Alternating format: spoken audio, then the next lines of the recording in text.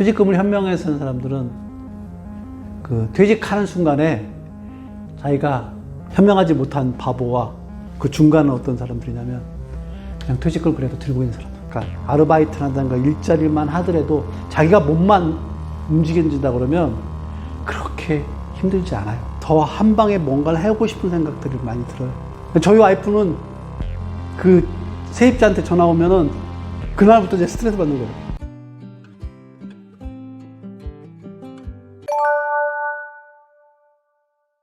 그러니까 퇴직금을 현명하게 쓰는 사람들 얘기를 해드리면, 퇴직금을 현명하게 쓰는 사람들은 그 퇴직하는 순간에 자기가 이다음부터는 소득이 없다고 생각하기 때문에 자기가 현재 가지고 있는 대출을 갖다 다 정리하는 사람들이 현명한 사람인 것 같아요. 그러면 현명하지 못한 사람은 어떤 사람이냐? 가장 극단적으로 그 퇴직금 가지고서 준비되지 않은 투자, 준비되지 않은 창업, 이걸 하시는 분들이 저는 어리석은 사람이라고 생각합니다. 그러면 현명한 사람과 현명하지 못한 바보와 그 중간은 어떤 사람들이냐면 그냥 퇴직금을 그래도 들고 있는 사람들. 퇴직금은 마지막 보루라고 생각하시고 최소한 들고 있는 정도, 그렇지 않으면 아예 대출을 다 갚아버리세요. 퇴직하고 난 다음에 대출만 없으면, 대출만 없잖아요. 그러면 뭐라도 해도 살아가는 것들이 그렇게 어렵지 않아요. 그러니까 의외로 대출이라든가 이런 것들을 갚아나가야 되고 뭔가 큰 비용을 써야 될 일이 있기 때문에 그런데, 실제로 크게 돈 들어갈 대출이나 이런 것들을 압박할 것들을 갖다 정리해버리고 실질적으로 퇴직하고 난 다음에 가벼운 노동, 아르바이트를 한다든가 일자리만 하더라도 자기가 몸만 움직여진다 그러면 그렇게 힘들지 않아요. 심지어는 시골에 귀농하거나 하거나 그러면 진짜로 만약에 생활 삶에 대한 것들을 갖다 그냥 영위 정도만 한다고 그러면 그렇게 해서 살아갈 수 있는 방법들이 많아요. 근데 문제는 어디서 발단되냐면 이걸 가지고서 대출을 그대로 있는 채 어설픈 창업, 어설픈 투자라는 바람에 바닥으로 떨어져 버릴 때 문제가 대부분 다 발생. 그래서 퇴직금은 그냥 들고 있는 정도가 기본이 될 거고, 아니면 대출이나 이런 것들을 다 갚아버리는 거. 퇴직 이후에는 빚은 완전 독입니다. 자기 삶을 갖다가 망가뜨리는, 생활을 완전히 망가뜨리는 독입니다. 빚이 있으면 가벼운 아르바이트만 가지고서도 생활할 수 없어요. 그 빚을 퇴직하는 순간에 빚만 뿐만 아니라 원리금 상환까지 한꺼번에 날아들기 때문에, 그래서 빚이 있는 상태에서 퇴직하지 않고 그 전에 해결하시면 해결하고, 그런 다음에 퇴직금이 있으면 이 퇴직금은 가장 기본은 가지고 있는 것이에요. 마지막 보루라고 생각하고 가지고 있는 부분들로 활용한다, 이런 생각으로 퇴직금에 대한 생각을 가졌으면 좋겠습니다. 딴 생각하지 마세요. 아예 퇴직금이 없다고 생각하고 가지고 있는 것들이 내가 보면 가장 현명해요. 그래서 퇴직금 가지고 뭔가 사업을 하겠다 하지 마세요. 퇴직금은 여러분들이 이후에 반드시 문제가, 사건 사고가 하나 생길 수밖에 없어요. 그때 여러분들이 바닥으로 떨어지지 않게 지켜주는 마지막 보루입니다. 퇴직금은 마지막 나의 보루다는 생각으로 가지고 계시는 걸로 생각하시고 절대로 투자를 하지 마십시오.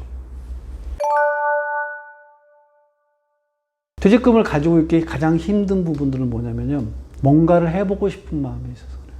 그러니까 이게 쫓기면, 이게 사람이 쫓기잖아요. 그러면 뭔가를 갖다가 더 한 방에 뭔가를 해보고 싶은 생각들이 많이 들어요. 그래서 퇴직금을 가지고서 대부분 다 이거 흔히 말하는 몰빵이라고, 올인이라고 그러잖아요. 나 이거 없으면 이제 죽어 하고 사는데, 그러한 방식의 투자나 창업은 퇴직 이후에 그 사람을 불행으로 이끄는 역할들을 하기 때문에 그런 부분만큼은 좀 피했으면 하는 마음입니다. 저는 대부분의 사람들이 이제 이걸 갖다 뭐 월세, 배당, 임대 수익 해가지고 조금이라도 소득을 만들어 보겠다는 생각으로 그런 데 관심을 많이 갖더라고요. 저는 그런 분들한테 딱 한마디 얘기해 주고 싶어요. 어설프게 하지 마세요. 만만한 데가 아니에요. 제가 임대를 내봐서 하는데, 임대 내면 그 관리하기가 너무 힘들어요. 웬만한 사람 못해요. 그게 쉬운 영역이라고 따박따박 어떨 때는 공실도 생길 수 있고요. 그리고 저는 이제 임대사업자 내가지고 주택을 갖다가 하는데도 이번에 비 왔을 때 물이 누수가 됐다. 그거 다 고쳐야 돼. 문이 고장났다. 보일러가 안 된다. 뭐 했다. 저희 와이프는 그 세입자한테 전화 오면은 그날부터 이제 스트레스 받는 거예요. 우리 와이프는 새 가슴이라. 저도 그래요. 와이프가 그 전화 받고 있는 거 보면 제가 막 스트레스 받아요. 이런 사람이 무슨 임대사업자를 내가지고, 아니면 상가에다가 해서 한다던가, 아니면 주식을 배당받겠다. 못해요. 그건 전문가들이 하는 영역이에요. 그래서 그쪽들이 전문가한테 하고 가장 단순한 방법으로 하셔야 됩니다. 뭐냐면 차라리 그냥 아르바이트 가세요. 편의점 같은 데 아르바이트 하시고요. 그게 차라리 임대 수익 내고 하는 것보다, 편의점 아르바이트 하면은 그래도 나오잖아요. 한 2, 300만 원씩 벌잖아요, 월에.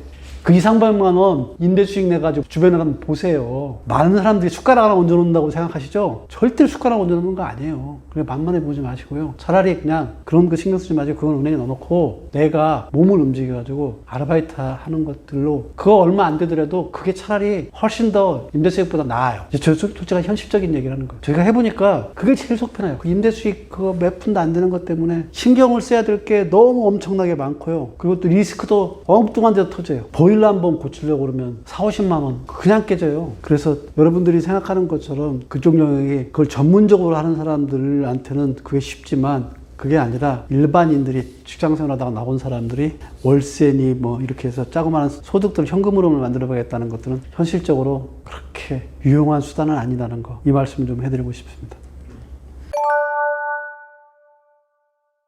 여러분들 지천명이라는 말과 부록이라는 말, 이 말에 가지고 있는 의미들을 다시 한번 좀 새겨봤으면 좋겠습니다. 그래서 지천명이라는 건 내가 가지고 있는 경제적 현실, 이 부분들을 갖다가 이해할 때 하늘의 뜻이 어떻게 흘러가느냐, 자연의 섭리처럼 지금 경제적인 그 자본주의 구조가 흘러가고 있는 것들을 갖다가 이해하는 방식으로 이 지천명이라는 말을 이해했으면 좋겠고요. 그리고 시니어들이 되었을 경우에는 재테크나 투자할 때면 불혹, 유혹에 흔들리지 않게 안정적인 지출 관리에 중점을 두는 그런 식으로 방향을 좀 선회했으면 좋겠다.